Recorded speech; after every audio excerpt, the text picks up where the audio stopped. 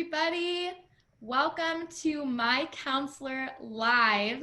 I'm Tori, your host of sorts, and today I am so excited to be jumping on here for this live Q&A on Facebook with one of our licensed counselors, Josh Spurlock. Josh, I see that you're sitting in front of a mountain range of sorts right now.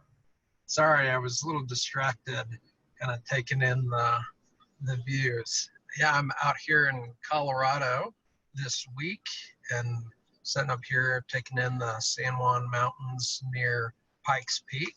And Beautiful. yeah, working from the mobile office. Hey, you know what? That's gotta be, I don't know how you're staying focused, honestly. I would get very easily distracted by how much beauty you have in front of you. That is awesome. It's hard work, but I'm managing. Awesome. Great. Well, I'm so happy to have you here today. And I know everyone else is too. It's always just so good to hear your insight as we talk through questions that people have for a licensed counselor. So I'm super excited to chat with you today. And yeah, so we're going to jump in and get started. Guys, if you're just now jumping on, I'm Tori, and I'm here with one of our licensed counselors at MyCounselor.Online, Josh Spurlock.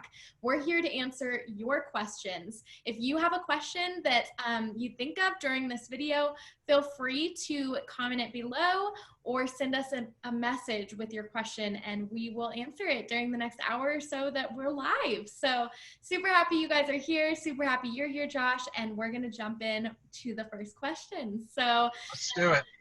Awesome. I am a widow with teenage and elementary school aged kids. How can I talk to my kids about me starting to date again? Yeah. Challenging situation. It's so tough figuring out how do I navigate my grief, the kids' grief, how do I, as I move through that and get ready to continue forward with life, and are in that place of thinking that maybe it's time to start considering a new relationship.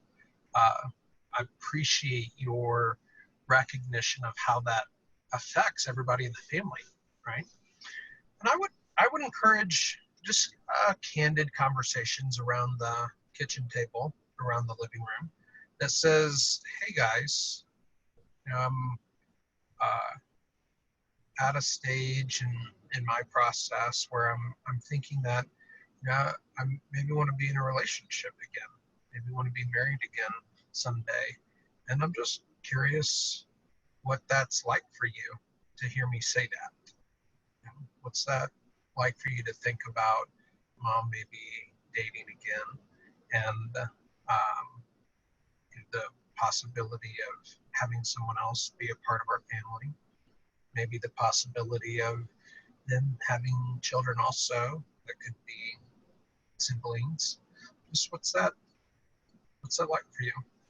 And allow space. Yeah, just like putting the focus on them, on, hey, what is your experience? What are your feelings about this? I think that that's really neat. Yeah, you don't have to control their response. Never, you're not trying to, you don't have to pitch it to them, right? You don't want to try to be salesy on it, but you also don't want to be bashful about it. It's a totally legitimate thing for you to want a partner in life and in parenting, and a totally legitimate thing for your heart to desire that, and for God to provide that to you, for you and that person to be able to have someone to share life together with, and all the things that are part of that. And so it's not something that you need to feel guilty or ashamed about or bashful about desiring, and nor is it something that you need to try to convince them to feel a particular way about it. But instead, just creating an open dialogue where you can answer questions about why you would want to do that, right? Because they're adolescents, they've never been married, they're not thinking about marriage, they're not thinking about things through an adult lens, they're just thinking about it through the lens of their own experience. So everything in life becomes a teaching opportunity with kids. You have the chance to be able to use this season of your life to be able to talk with them about what marriage is about, and why having a spouse is such a valuable thing, and how God designed us to long for partnership and to not be alone in doing life. And that someday they'll experience that same longing themselves, that that's something that they'll want for themselves. And it's a good thing, and it's a valuable thing, and it's a God designed thing. And that your heart feels that longing, and that it's not a longing to replace their dad, but instead to have someone else to share life with now that their dad is no longer available to do that or be a part of life. So it can educate them about how you experience life, can help them get into your shoes, educate them about marriage and life, and give them permission to have their own mixed feelings about it. You know, that it's okay to not like that idea. It's okay for that to bump into grief for you. It's okay for that to be scary and the unknowns of what will they be like? Will they like me? You know, will it take your attention away from me? Or all the different fears that are a part of that for a kid. I was going to ask, off of that exact idea, of course, we hope that in a conversation approached in this way, the kids won't respond like this, but what if the kids, respond not liking that idea or just feeling kind of attacked by it, or, like you said, like feeling like some grief was just hit? How could a mom react to that? Yeah, in fact, I would suggest that that should be expected, that would be the norm rather than the exception. And that's not a bad thing. Right? It doesn't mean that you're approaching it wrong. It doesn't mean that it's wrong or a bad idea for you to be dating and pursuing. Uh, there really isn't a way that you can approach this that isn't going to trigger grief for them and fear and angst for them. And so instead of trying to figure out how do I approach this to keep that from happening, instead you're probably better just to accept that that's going to happen. It'd be surprising if it didn't happen. And even if it didn't happen initially, somewhere along the line in the process of it, it's going to happen, because this transition for them brings its own grief and a reminder of loss and grief that's a part of their life. And so it's just another part of the journey of moving through grief. And so be prepared for that within yourself and go, this will likely trigger some grief, which can come out as sadness. It can come out as anger. It can come out as just a kind of rebellious shutdown. All sorts of fear can get projected into it about what that means, about you forgetting about or not caring about the parent, or not forgetting about or not caring about us. I mean, there's all sorts of fear that can get projected onto a parent that's, making this transition into this stage of life. So just normalize it for yourself and for the kids and be like, it's okay. It's okay to not like this. It's okay to be scared. It's okay to be angry. And it's whatever it is that you feel is okay. That there's space for that. I can contain that. I'm not going to be offended by it. I'm not going to take it personally. I know it's not about me. I know it's about the hurt and the hardness of this situation that you're in that you didn't ask for and are having to go through. And your ability as a parent to just be a safe place for your kiddo to even help them put words around their anger, help them put words around their sadness, being there to help them process through the grief that it triggers is what they need from you in order to be able to come to a place of acceptance and be able to move forward. Awesome. Yeah. Thank you so much, Josh. That is a very wise answer. Yeah, thank you. Guys, if you are just now hopping on to this conversation, we're going to be live on Facebook for the next hour, just answering your questions. It's me, Corey, and licensed counselor Josh Spurlock.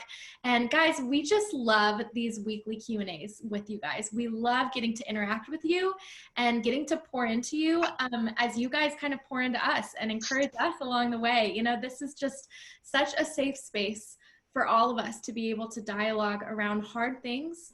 And you are welcome here. Your hurts and thoughts and questions are all welcome here. And we want you to comment or inbox us anything that you think of along the way. So we're just going to jump into the next question here. Josh, what advice would you give to someone who has experienced spiritual abuse in the church and is wondering how to move forward and get involved in a new church community? Yeah, man, I hate that there's even a need for the question, but it's just a reality that, you know, we're all sinful, broken people, and that manifests itself in the church as well as it does anywhere else in the world. And there are church leaders and communities that are really unhealthy and can really result into some hurtful and destructive and devastating at times experiences that really grieve the heart of God and grieve Christ our King, because it's so far removed from what the church is supposed to be. Right? Church is supposed to be a place for healing. It's supposed to be a place for wholeness and community and fellowship and growth, and a place to be encouraged and challenged and have one's giftings developed and deployed. And it's just not always like that. And when we experience spiritual abuse or distortion or just sometimes even as much as just disappointment with leaders that don't show up at their best, it can be real disillusioning that we expect something different, and it's hard to know what to make of situations where it just doesn't materialize, and where sometimes those shortcomings, flaws, mistakes, brokenness of those leaders gets turned around and blamed on us, right, and projected on us in a way that can distort the scriptures and can really leave us feeling hurt and confused and wounded by those that we're supposed to be there for us, we're supposed to be able to trust and feel safe with and be encouraged by.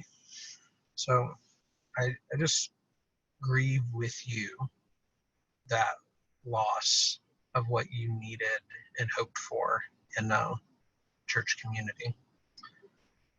I want to encourage you, that the Lord grieves with you as well, that that's not the experience that he wants his children to have with his body, and that there's a desire in the King's heart to want to help you find healing around that, and for you to find a place to plug into his kingdom and in his body where you can be fed and nourished, and where you can heal, and where you can fulfill the purposes and good works that he created you for before time began. Part of the journey and process of that is recognizing the grief that's a part of experiencing that kind of loss in your life, the loss of respect, the kind of loss of sense of safety, the loss of trust in leaders that comes with a experience of spiritual abuse in your life. There's a need to grieve that, recognize that there's sadness that's a part of that. There's anger that's a part of that. And anger is really valid emotion, that God's wired our bodies to experience emotion. All emotion gives us information about our relationship to things that are happening in us and around us. And when things happen and when we experience things that aren't right, that violate the heart of God, that violate God's design, we should be angry about that injustice. That it's angering to the heart of God for his name and for his body to be violated. And for us to have a heart that's consistent with his heart, we're going to be angry about those things also. Like, it's consistent with the heart of God for us to be angry about injustice. It's consistent with the heart of God to be angry about his word and his identity and his name being distorted and misrepresented within the body through spiritual abuse. That those are things that we should get angry about. So it's, rather than trying to shut that down or shut that out, it's good to acknowledge what that's about and to wrap language around that, and to be able to share that with some of the safe people in your life. It says, this makes me mad. It's not supposed to be like this. This isn't how God designed the church to function and to operate. I shouldn't experience these things. Others shouldn't experience these things from those that are supposed to be revealing the Father to us. And so it's good to validate and to voice the anger that you feel around that, as well as just the grief and the sadness. There's loss of relationship that happens in spiritual abuse also. Finding a new church community, a loss of confidence and trust in one's own judgment and ability to find safe people and safe community. So when you thought that you were in a healthy and safe community and were under the leadership of those that you could trust, and they turned out not to be, there's that, how do I even know I have the ability to recognize, what's healthy and unhealthy? How do I know I'm not going to end up back in the same situation again, in a different building, different group of people, same situation? So it's a scary thing. And it's good to acknowledge that and to voice that as part of the grief that's taking place. And to recognize that there are safe and healthy people out there. There's no perfect people, no perfect churches, no perfect communities. If you hang around people long enough in any community, you're going to be wounded by them. That injury and repair is a part of intimate relationship. Tori, if you and I are friends for any length of time, I'm going to say something or do something that's wounding to you. Not on purpose, not because I'm trying to be hurtful, but because I'm sinful and I'm imperfect, I'm broken. Yeah. And that injury, if we're going to be close enough in relationship to where I have any access to your heart at all, that you care at all about the relationship, I am going to cause injury. That's part of it. And hopefully, in a healthy relationship dynamic, when you feel injured, when you feel hurt by me, you have the ability to go, hey, Josh, that didn't feel good. I don't like the way that experienced that. Here's how that impacted me. And me on my side, I'm going to be humble and be able to hear that and care about how my words or actions impacted you, and to be able to engage in repair and offer apology for that and take ownership for that, and want to demonstrate that how you experience me and our relationship matters to me, and we're able to repair the relationship from that injury. When you experience that organizationally or with leaders, then you come and you bring those hurts to them. If they don't respond with humility and don't respond with a care and empathy, then that's really wounding. And that's a good indication that they don't have the safety to warrant continuing in relationship with them. It's a good indicator for intimate relationship, safe relationship. That there are people out there are communities out there are churches, there are leadership that you can be safe with, and that can restore your hope in mankind and in the church, and really experience God's grace. So that's my prayer for you, that you would be able to find a community that would be a part of that healing process for you. Yeah, this question comes from a place of wanting to move forward, of wanting to get involved with a new church community. My question would be, what would you say, Josh, to the people that have been, created this like hard space in their heart and don't want to Mhm. move forward, don't want to get back in the community. You hear this a lot, like, I don't want to go to church because I've been wounded and I've been hurt, Mhm. which is real and valid. But what would you say Totally. in response to that, Josh? Yeah. Yeah. No, it's totally valid and normal for us to want to isolate when we feel hurt, in any kind of relationship, to kind of pull back in a self-protective sort of way. Um, and yet we're designed to be engaged in community. Like, we have a need for that. And if we don't engage that, it has an impact on us, that we don't have the things that we need in order to grow and be healthy. That as people, we're kind of like plants. The Bible uses a lot of farming and agricultural imagery and pictures. And as a human, we, like a plant, lack all the things that we need in order to grow. Like a sapling, a plant, isolated and on its own, will die. That it needs soil to sink roots into, that it draws nutrients in from. It needs rain that comes from outside of itself and is absorbed in. It needs sunlight. And that all these things from outside of the plant get absorbed into the plant from its surrounding and give it what it needs in order to grow and bear fruit and be fruitful as a plant. And we as people are very much like that. That uh, while in our Western culture, we like to be very individualistic and think that I don't need anybody and I don't need anything. And our advancements in technology and society help facilitate that delusion, that we have the ability to kind of um, pull out of our garage in the morning and drive to work, or now even work from home remotely, uh, and not have to interact with anybody. We can have Amazon deliver whatever we need to our porch and not have to rely on anybody. We can watch televisions about relationships without actually having them ourselves. And we can have this sense of being independent and not needing anybody, in a way that if you go back 100 years, or in much of the world, that kind of independence is not really possible, that you rely on people in the community for day-to-day life and survival.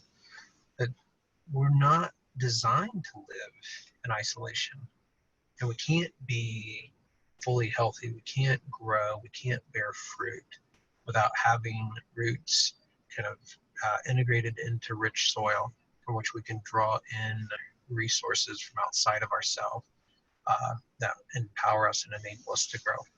So I would just, and we all feel that, like the hurt and the grief can cause us to want to isolate. But if we're honest with ourselves, we recognize the void that is a part of our life by not having real community of relationships. Yeah, awesome. Thank you so much for that, Josh. Um, Guys, if you're just now joining us, welcome to My Counselor Live. Whether you're watching it live or watching the replay, we're so happy you're here. I'm going to jump into the next question for our licensed counselor here, Josh Spurlock. This person asks, how do I know if I have PTSD? Mm-hmm. Yeah, good question. So post-traumatic stress syndrome or disorder is what PTSD is. And it is a label, a descriptor for a cluster of symptoms that we experience in response to big T trauma as a part of our life. So I say big T trauma as opposed to little t trauma, which are terms that we use in the counseling field to describe different kinds of traumatic experiences that we have. And to back it up one step further, just talk about what a traumatic experience is. Essentially, a traumatic experience is anything that we experience in life that's overwhelming to us and that our system, our body, doesn't know how to process or handle. And so it processes that in the way that it does traumatic experiences, which can be a variety of different ways that can show up, but it's all related to how the body processes the experience. It can be cases where the different parts of the experience are splintered off from each other in order to containerize them, in order to kind of prevent them from being overwhelming to us. We develop defenses to avoid what we don't know what to do with. We can develop a fight or flight kind of hypervigilance that we get stuck in and trying to avoid the things that are the perceived threat that our brain doesn't know how to process or work through. And so while it's maybe an unclear answer about trauma to say, or a circular answer to say that trauma is anything that the brain processes as trauma. And so there are kinds of events that we can point to and say these things commonly cause trauma, but even things that commonly cause trauma aren't experienced traumatically by everybody.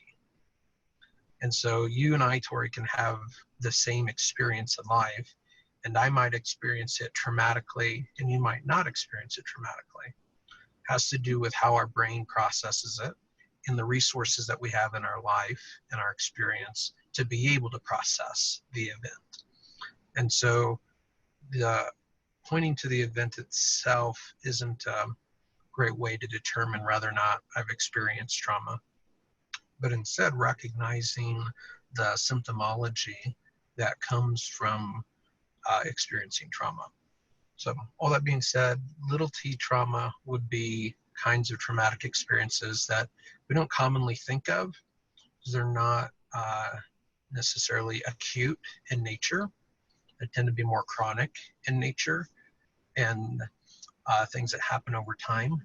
So for example, a kind of trauma that we experience and process often in therapy is an abandonment type trauma that happens from a parent or parents that are emotionally unavailable, right? So whether that's children of alcoholics, for example, can have parents who, because of their own experiences and their own addiction, are physically present in the home, but emotionally are not present to actually be able to connect, care for, and nurture their children.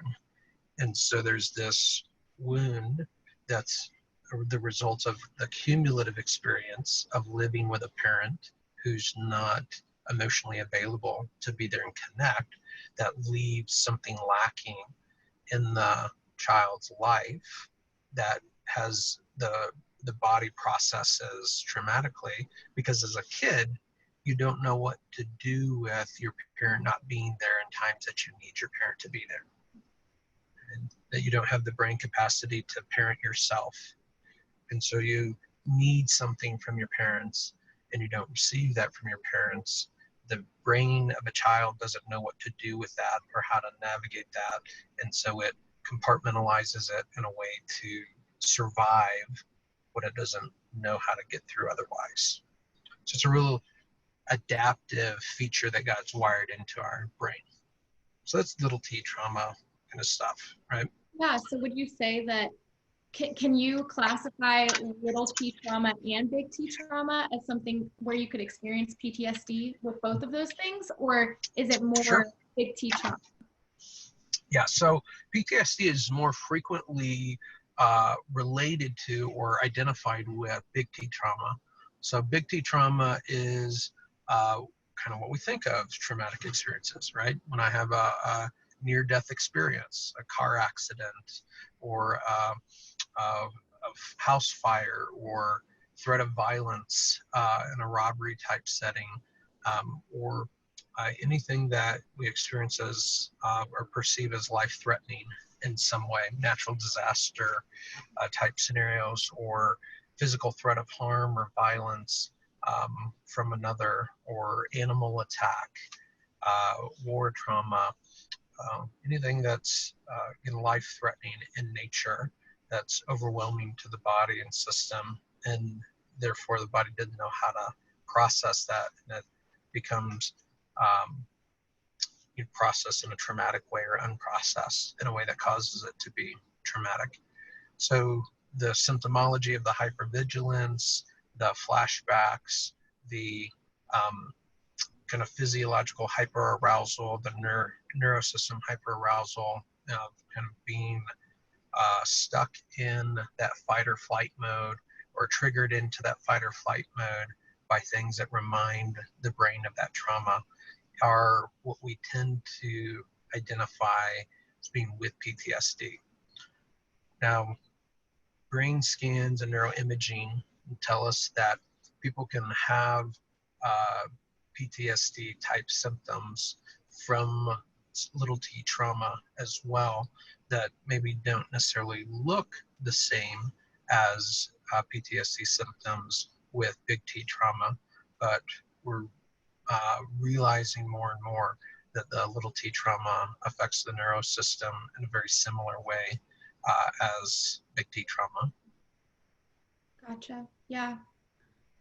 That's great. That's a really good answer. I think that, PTSD is very common to have, but I feel like a lot of people just sort of write off what they're experiencing, or just sort of like invalidate, like, oh, whatever, like this isn't PTSD, like it's fine. I feel like a lot of people write it off, and then because of that, don't really process it.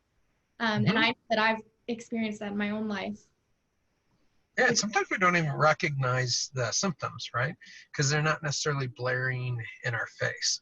Like, we can see the war vet who hears a bus backfire, and in his mind and his nervous system is back in Afghanistan or Vietnam, and he's instinctively curled up under a mailbox, taking cover to save his life in that setting, and go, that's extreme, and we can recognize the kind of that as being a PTSD type response. But what we don't recognize sometimes is just the hypervigilance of the nervous system that can show up as, like, say, irritability, right? That because of the adrenaline and cortisol, that are adrenal gland responses that are part of a nervous system being escalated in a hypervigilant state, can show up as anxiety. It can show up as restlessness, difficulty sleeping, irritableness. And so those symptoms don't necessarily register to a person as a trauma response, but they're the evidence of a nervous system that's kind of stuck on high alert, or is repeatedly and frequently triggered into a state of high alert. Yeah, that's awesome. Thank you so much for that clarification, Josh, and just, answering that question with so much grace. It's a hard question, and everyone is so different, and everyone's experience is so different, and our responses. I appreciate the word grace in that sentence. And I just want to encourage, folks to, be graceful with the people around you.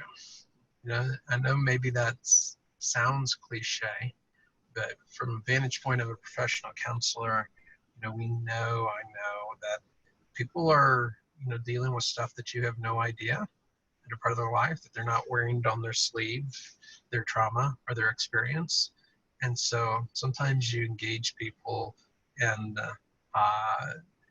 don't understand why they're handling a situation the way that they are. And we can assume all sorts of motives and reasons and explanations for why they're showing up the way that they are. But in reality, you have no idea what's part of their story and what they may be going through, and what they may not even understand about why they're experiencing things the way that they are. And so seeing that from my seat as a professional counselor just really motivates me to engage life gracefully, and to extend grace to those who respond in ways that are maybe annoying, frustrating, or just confusing to me. and to recognize, I don't know what's going on in their world. The Lord knows. The Lord knows what's happening with them, and He's able to lead them in a journey to draw them to Himself and bring healing in their life. And what they need from me is to be able to have grace with them and to reflect the Father's grace in doing so. Yeah, especially as believers, I think that this this idea of grace and kindness should just be so heightened to us. Um, Mm-hmm. Knowing that I don't know what's happened in your story. I don't know what you've been through or what you're going through. So I'm going to choose to be kind and I'm going to choose to be gracious. And I think just especially as believers, we're called to do that. Mm-hmm. Yeah, it's how we reveal our Creator, right? That we're created in His image, and we're designed to reflect His image in the way we engage. And so, being graceful as He's graceful, being merciful as He is merciful, and allowing the character and nature of God to be on display in the way that we relate to one another is really what it's about. Yeah, yeah, just revealing the heart of the Father. I love that. Awesome. Great question. Great answer. The next question is pretty cool, I think. I am a big fan, Josh, of the Enneagram. It's very interesting to me, and I've learned so much from, researching it and learning about it. But this person asked, I've heard a lot of people talk about the Enneagram as a tool for self-awareness. Is the Mhm. Enneagram something you use with people during therapy? And if so, how? Yeah, good question.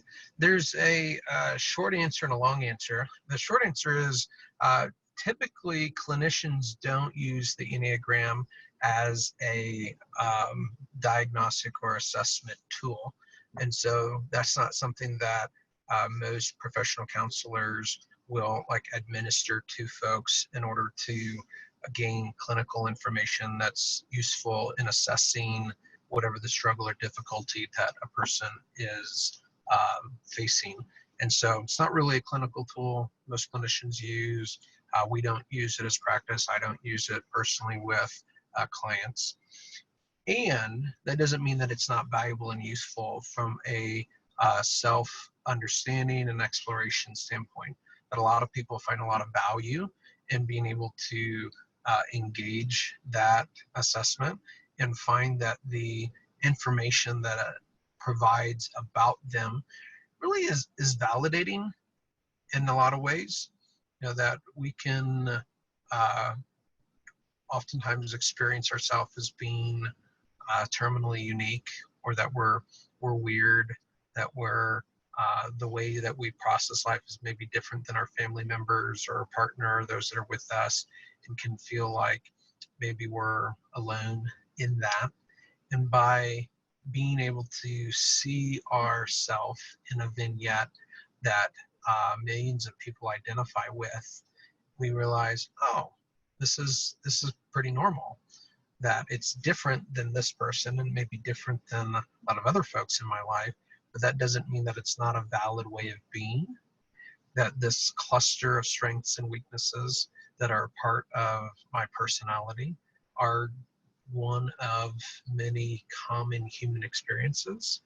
And I can use that information to be able to be accepting of myself, as well as to have insight into the shadow areas of my personality. Those things where, if I'm honest with myself, I see that I do get into trouble with, or that do cause me difficulty in relationship, and that are worth giving attention to in order to mature in and to guard against the shadow side of my strengths. Yeah, something that I have really liked about the Enneagram personally, as I've studied it and learned more about myself, has been just kind of the growth pattern that you can kind of have in the Enneagram, that you can, know your type, know what it looks like to be unhealthy in that Enneagram type and what it looks like to be healthy, and kind of be able to grow into that. And I've really liked that, almost in like a sanctifying way of being like, like this is kind of who I was created to be and what God created me with, and I'm going to grow into that. So almost being, recognizing the sanctification and recognizing where I need to be sanctified and where I need to grow has been really helpful for me. So definitely, Yeah. I'm Yeah. super excited if you know your Enneagram type. I don't actually. I've not taken it. Oh But my I goodness. know, right? In fact, maybe I should do that. Maybe we should do that as part of live at some point. Yes. I'll maybe do it and record myself doing it, We'll keep and everybody see posted if the on rolls come Josh's up. Enneagram type. That sounds like a thing that we should do. Could be fun. The I like the way you highlight its utility for just being reflective and contemplative in our own faith.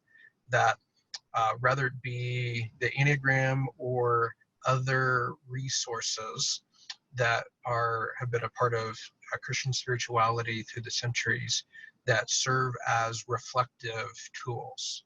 In times where we are look into a mirror and have an honest look at our strengths and our weaknesses, that's a part of maturation. That's a part of spiritual development. It's a part of maturity as a human being, a willingness to look in the mirror and be accept what it is we see in the strengths and the weaknesses and the good and the bad, and to be willing to use that information then to engage a growth and development process. That function is a part of every mature human being's life. Those that don't live an intentional life, that aren't reflective, that don't look into the mirror, or they paint a self-portrait in watercolor and hang it on the wall and call it a mirror, that they are looking at a picture of themselves that they've painted and the way they want to think of themselves and the way that they want to see things, as opposed to honestly looking at a reflection of who they are and where they're at. Those are the difference between the mature and immature, the wise and the foolish. And so whether it's Enneagram or other kind of reflective, contemplative exercises, that's a valuable tool for the believer and for every human. Yeah, for sure. I think that's a great way to put that. Awesome. Well, I thought that was an awesome question. So we're going to jump into the next one. Can therapy help someone with mild autism or Asperger's? Yes. However, the phrase help has to be understood. That a lot of times the therapy that we engage around those presenting issues have to do with coping with and navigating the neurological features of those struggles. And so there's sometimes a limit to the change that's going to happen with some of the features of those struggles. Like we don't fully understand all the mechanisms that drive it, and we don't have like a cure in the sense of a medication or a treatment approach that then will make those struggles go away. But instead, it's a matter of understanding how they affect us and impact us or those that we love, and learning how do we kind of adapt our life, learn coping skills, learn ways of structuring our life, ways of processing events that enable us to live a full and satisfying life and have healthy relationships in spite of the obstacles to those things. And so that's the kind of help that therapy tends to provide to an individual or to someone's spouse or family member that is in relationship with somebody that's going through those things. It's not help in the sense of like a cure of rewiring the body and brain to no longer kind of face those struggles. That makes sense. Yeah, it totally makes sense. I think that that is a really good way to put it, that it's not going to cure, it's not going to, Mhm. fix anything, I mean, it's just a way to process, a way to, you know, work through, how you're communicating with others and how you're feeling. And like you said, coping mechanisms just to Mhm. manage that. And yeah, for sure. And I know I've seen that in my own life with family members and um, who have gone to therapy and who have, Mhm. seen amazing things from it. And their Mhm. families have seen amazing things from it, just learning how to communicate more effectively. Mhm. Yeah. Totally.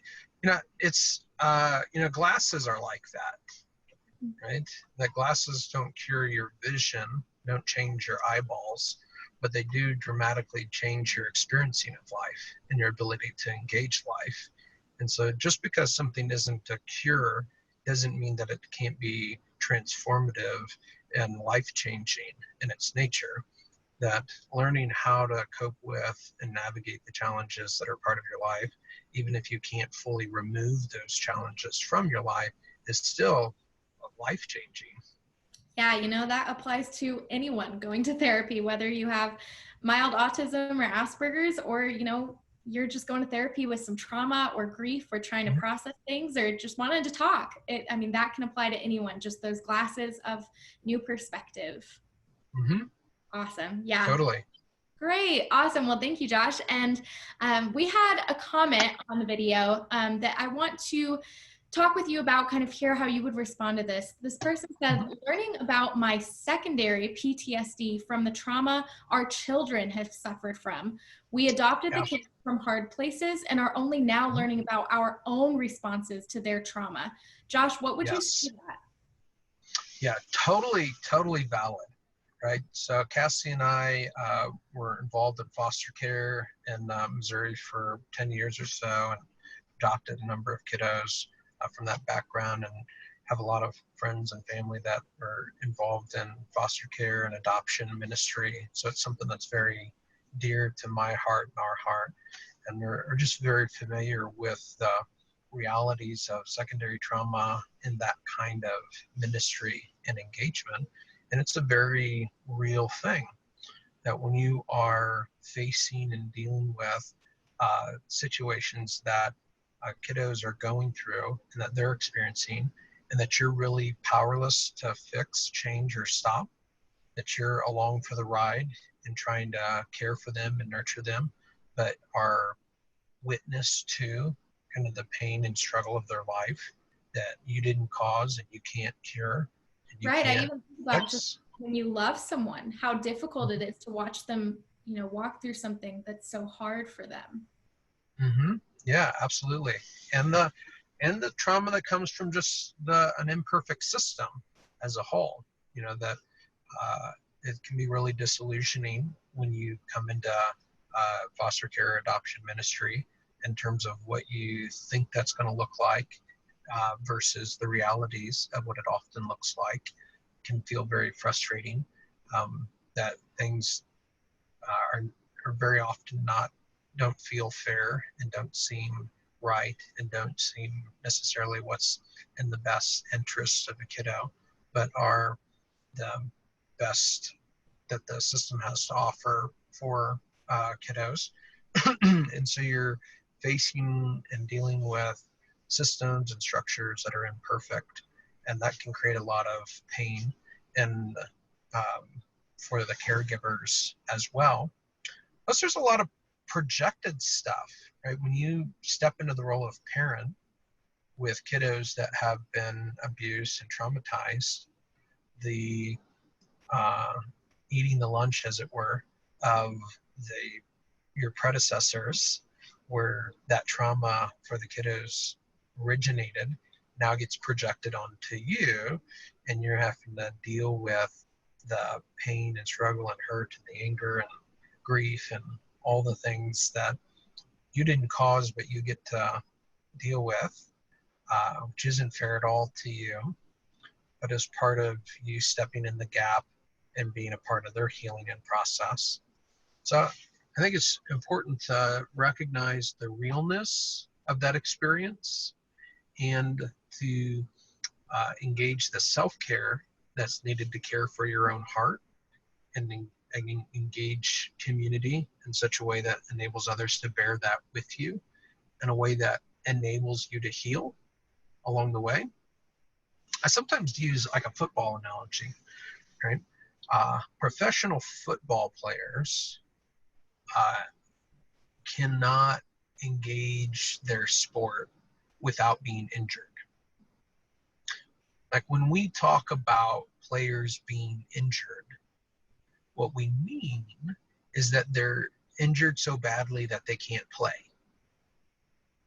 Like every time they get on the field and push their bodies to those extremes and have the impact that they experience, their body comes out bruised, beat up, twisted, injured, right? And the regimen that professional athletes engage in between matches, in between games, in order to restore their body, to be able to engage and perform again, is what allows them, enables them to be able to get back out on the field and to play again. That if they didn't engage in restorative activities, they wouldn't be able to continue to play, because there's just injury that's part and parcel with what it is they're doing. And life is like that. Parenting, foster parenting, adoptive work is definitely like that. That there's no way to engage it without it injuring you as a person, without it hurting your heart, without it having a toll and an impact on you mentally, spiritually, physically, emotionally. And it has an impact on every part of your being. And if you're not actively engaging a restorative process that repairs that injury, then you'll very quickly reach the end of your body's ability to give out, and you'll burn out in that process. And that can look like you no longer being able to provide care, or closing a license, or not being able to be there for kiddos, or just emotionally withdrawing and disconnecting.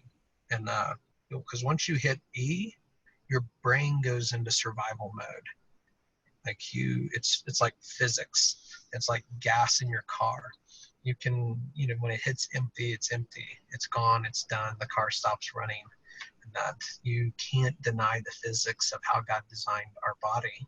And if you are not engaged in a restorative process, you will run out of your resources, and your brain will shut down and go into survival mode in a way that you distance yourself, you disconnect, and maybe you're physically present, but you're no longer able to be nurturing. You're no longer able to truly care for the kiddos that are with you. So it's just essential to understand self-care and how to engage that restorative process that can enable you to continue to be at your best, both for the kiddos as well as the rest of the people who rely on you, and for you to enjoy life and fullness of life like the Father intends for you. Yeah. It's a hard place to be in. But I do appreciate the beautiful empathy that this question comes from. Just the empathy that these parents have for their children and their trauma. And, that to me speaks love. That question, I just see, oh my goodness, these parents love their babies so much that they would take that trauma and put it on themselves to try and maybe even in their heads carry it themselves, And I mean, it's a beautiful place of empathy, and I appreciate that so much. But I do recognize, hard situation, definitely something that needs to be processed and addressed. Yeah, it's hard to do sometimes, but there's this analogy that we use, like if you've ever been on a commercial airline flight and the flight attendants kind of going through their pre-flight checklist, and one of the things that they will say is, if the cabin loses pressure, oxygen masks will fall down. If you're traveling with a child or a disabled person, put your mask on first. because it sounds selfish at first, right? You think put a mask on the kid, right? But if you pass out, you're no help to anyone. You're just another hindrance and in the way, and that you're not able to be helpful to the person that you're traveling with if you are unconscious. And self-care is like this in terms of relationship, that if you do not engage in self-care, you burn out in a way that no longer makes you any use to anybody. And so there's a need to be aware of the limitations of your design by God's design, and to care for your body in the way that God designed, so that you actually have the ability to continue to love and care and give and have outflow from that. Awesome. Awesome. Well, you guys, that is all the questions that we have for today. Y'all know I say it every time, but you can always submit questions during the week. Comment on some of our graphics, shoot us a message. We love answering your questions. And next week is a very special Q&A. Josh, why don't you tell us what's going on next week? Yeah, so we're going to do a specific topical Q&A around sex therapy topics. I'm going to be joined with one of the other sex therapists on our team, Tish Hedger. We have a list of questions that have been sent in related to sex therapy topics, and certainly expect and welcome additional questions that anybody would want to send in between now and next week. And we're going to be sitting down, Tish and I, and kicking back and forth as a couple of sex therapists, the questions that you submit, and be able to speak to those things from a professional counseling, sex therapy, as well as from a biblical Christian framework, how to navigate through the challenges that we experience sometimes in the sexual aspect of our life and relationship. Awesome. Yeah, this is going to be an awesome My Counselor Live event that you guys don't want to miss. I know that I will be tuning in and listening to what Josh and Tish have to say. Like Josh said, if you have any questions that you think of now or through the week, feel free to inbox them to us. And we are so excited for My Counselor Live, a sex therapy themed edition next Wednesday at 2 p.m. Central Time. So I am super excited about that.